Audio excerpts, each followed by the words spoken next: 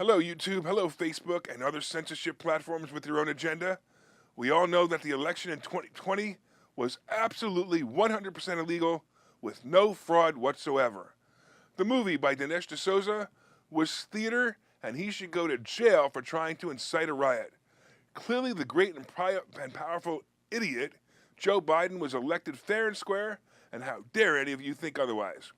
In fact, if you try to think otherwise, you'll be considered a conspiracy theorist and a terrorist. So if you think there was election fraud, you better unfriend me right now, because I don't want to be associated with your kind. Now that we cleared that up, for the Facebook and YouTube censor bot, here's an interesting phenomenon going on across the country.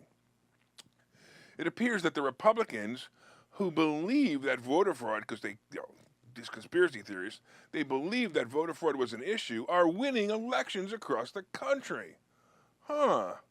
Some are even advancing to positions where they could influence running future elections if voters put them in office this fall. I wonder why voters would do such a thing when we clearly have the safest and most fair election system we have ever had. With the paper that you fill in the dots and then walk over to the scanner that eats your paper and spits out a sticker that says, "Thanks for voting."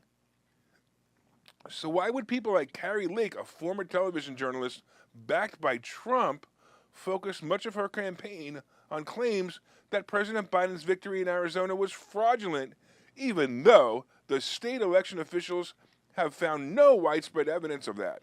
I wonder why. Supporters of Trump's election fraud claims also scored wins this week in Michigan, another top presidential battleground state. In next week's Wisconsin Republican primary for governor, the top candidates have all backed the former president's claim of widespread election fraud. What is wrong with these people? Nevada Republican voters in June selected former state lawmaker John Marchant, who has been repeating the claims that the 2020 election was stolen from Trump. So why are these people who claim the election was fraud winning primaries?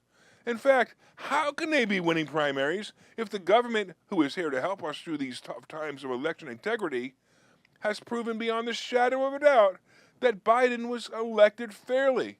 After all, he did get more votes of any president in the history of elections. The guy who had 7 people of his rallies who was while he was running for office? Well, I, for one, believe that the election could not possibly be rigged, because if I believed anything else, you wouldn't be allowed to watch this show on YouTube or Facebook.